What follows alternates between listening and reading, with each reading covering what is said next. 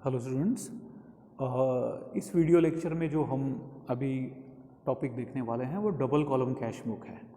Last video में हमने single column cash book का प्रॉब्लम देखा था। देखिए प्लीज़, आपकी नोट्स आपको प्रोवाइड की गई है। There are large number of credit transaction for various reason, specially to increase the sale. आप अपने सेल को इंक्रीज़ करने के लिए क्रेडिट ट्रांजेक्शन का जो वॉल्यूम होता है वो बहुत ज़्यादा, there are large number of credit transaction for various reason, specially to increase the sale. तो सेल को इंक्रीज़ करने के लिए जो आपके क्रेडिट ट्रांजेक्शन का जो वॉल्यूम होता है वो बहुत ज़्यादा होता है। To get the payment early, a special concession is allowed to credit customer. This concession is known as cash discount. अब आप जब क्रेडिट पे माल सेल करते हो, उधारी में माल सेल करते हो, तो पेमेंट जो है अलग अलग बिजनेस में, किसी बिज़नेस में क्रेडिट साइड 15 दिन की होती है, किसी में 1 महीने की है, 2 महीने या 3 महीने या कई बार 4 महीने की भी क्रेडिट साइड होती है कि आज आप सेल आज कर रहे हो, उसका पेमेंट आपको 2 महीने या 3 महीने बाद आएगा। तो वो जो आपका फंड है वो ब्लॉक हो जाता है, आपकी लिक्विडिटी आपके पास में बिज़नेस के अदर ट्रांजेक्शन्स के लिए नहीं होती है। तो अब आप अपने कस्टमर से या अपने डेटर से अर्ली पेमेंट रिकवर करना चाहते हो, तो आपको कुछ ना कुछ उनको इंसेंटिव देना पड़ेगा। तो जो पेमेंट आपको उनसे रिसीव करना होता है उसमें आप कुछ डिस्काउंट या कंसेशन या रिबेट या छूट देते हो, तो उसको डिस्काउंट कहा जाता है।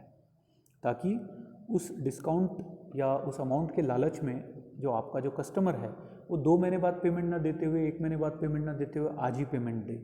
क्योंकि अगर मान लो आपको उससे 1000 रुपये लेना है और आप उसको कह रहे हो कि मैं आपको 10 रुपीज़ डिस्काउंट अलाउड करूँगा। मैं एक छोटा एग्जाम्पल दे रहा हूँ।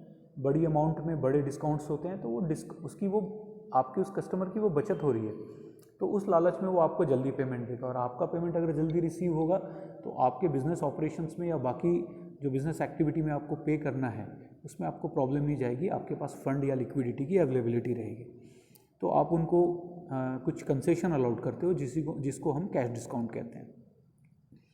सो therefore a cash book must contain each side an additional column for accounting the treatment of discount. So इस डिस्काउंट को रिकॉर्ड करने के लिए आपके जो कैश बुक है उसके दोनों साइड में डिस्काउंट अलाउड और डिस्काउंट अर्न का कॉलम होना ज़रूरी है।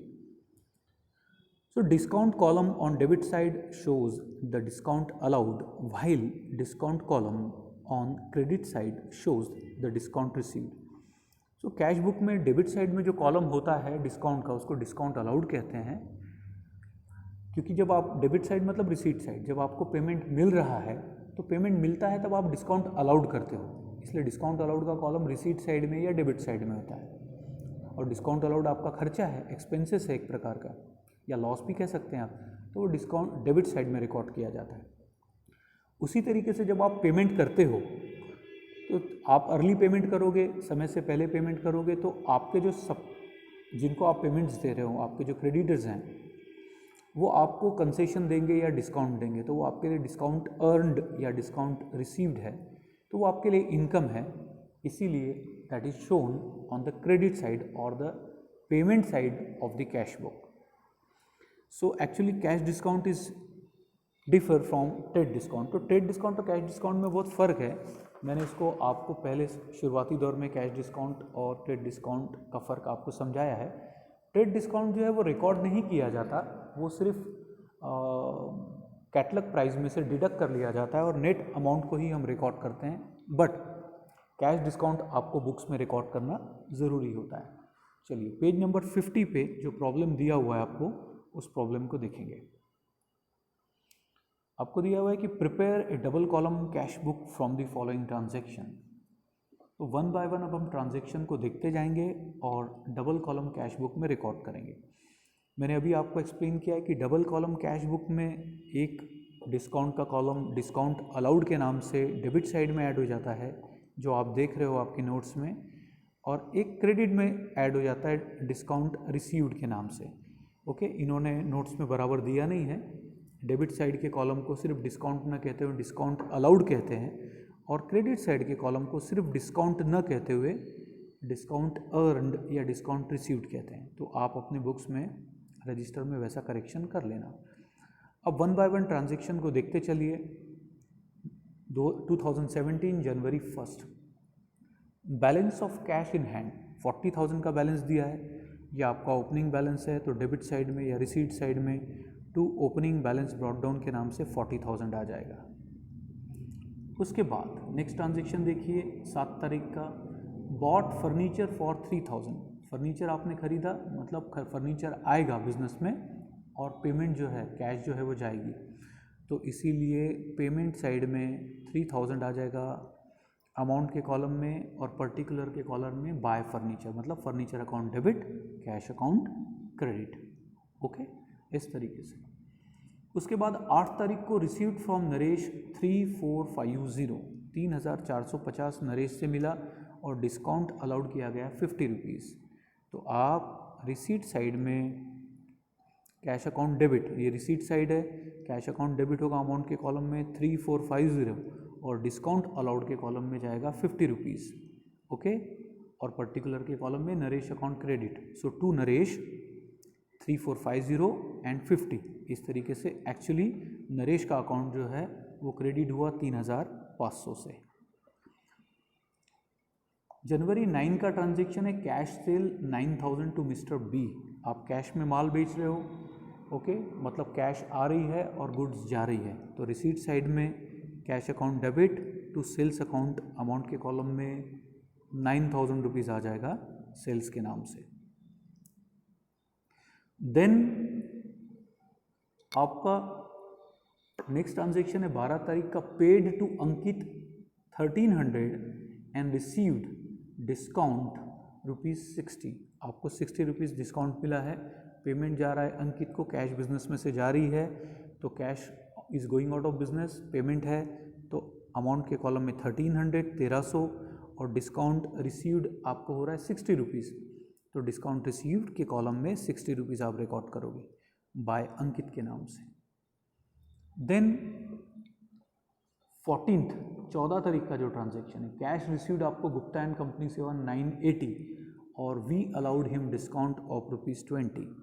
तो कैश अकाउंट डेबिट हो रहा है, तो रिसीट साइड में डेबिट में आप रिसीट साइड में लिखोगे अमाउंट के कॉलम में 980 और डिस्काउंट अलाउड के कॉलम में लिखोगे ₹20। ओके, ये हुआ आपका 14 तारीख का ट्रांजेक्शन। अब 16 का देखिए ट्रांजेक्शन है कि cash paid to Jitendra 750 and discount received 20 rupees. तो पेमेंट हो रहा है, इसीलिए 16 डेट के कॉलम में 16 आ गया, अमाउंट के कॉलम में 750 जो आपने पेमेंट किया जितेंद्र को, और डिस्काउंट रिसीव्ड के कॉलम में ₹20। देन जनवरी 20 का ट्रांजेक्शन, वेजेस पेड ₹80, पेमेंट है, इसलिए पेमेंट में देखिए पेमेंट साइड में ₹80 आया है बाय वेजेस के नाम से। और इसी तरीके से 26 का जो ट्रांजेक्शन है 26 तारीख का, उसमें रेंट पेड किया है, जैसे वेजेस पेड किया वैसे रेंट पेड किया 100 रुपीज़, इसलिए पेमेंट में बाय रेंट के नाम से आया 100 रुपीज़। इस तरीके से सारे ट्रांजेक्शन रिकॉर्ड करने के बाद मैंने आपको पहले भी बताया है कि आपको कैश बुक को बैलेंस करना होता है। आपकी जितनी अमाउंट्स आपके पास ओपनिंग की, जैसे 40,000 थी, फिर नरेश से 3,450 आई, सेल्स के वजह से आपके पास 9,000 आई और गुप्ता एंड कंपनी ने आपको 980 दिया, तो उसकी टोटल हो रही है 53,430। इस तरीके से आपने डेबिट की टोटल की, और क्रेडिट में जो पेमेंट हुआ है फर्नीचर, अंकित, जितेंद्र, वेजेस और रेंट, इसकी आप टोटल करोगे। इस टोटल को जो आपकी डेबिट की टोटल है 53,430, इसमें से माइनस करोगे तो जो आपका क्लोजिंग बैलेंस है वो आ रहा है 48,200। तो इस तरीके से आपको जो है वो क्लोजिंग बैलेंस कैश बुक का निकालना होता है। अब सवाल है डिस्काउंट के कॉलम का। तो डिस्काउंट जो डेबिट है वो डिस्काउंट अलाउड है, और जो क्रेडिट है तो वो डिस्काउंट रिसीव्ड है, तो उनकी सिर्फ टोटल करके आपको लिख देना पड़ता है। तो डिस्काउंट अलाउड की टोटल 50 + 20, तो टोटल डिस्काउंट अलाउड हो गया 70, तो आप नीचे उसकी टोटल लिख दोगे 70, और क्रेडिट साइड में डिस्काउंट रिसीव्ड जो है वो आपका 60 और 20 मतलब 80 रुपीज़ है, तो वो डिस्काउंट रिसीव्ड के नाम से। इन दोनों कॉलम का कंपैरिजन करके इनका बैलेंस नहीं निकाला जाता है, क्योंकि ये एक डिस्काउंट अलाउड है और एक डिस्काउंट रिसीव्ड है, एक एक्सपेंसेस है और एक इनकम है। इन दोनों का कंपैरिजन यहाँ पर नहीं किया जाता है, इसलिए इनका बैलेंस नहीं निकलेगा। सिर्फ टोटल करके आपको नीचे एक लाइन में दोनों की टोटल लिख देनी पड़ेगी। जैसे डिस्काउंट अलाउड की 70 आई है और डिस्काउंट रिसीव्ड की जो है वो 80 आई है। तो ये था आपका 2 कॉलम कैश बुक का प्रॉब्लम। Thank you.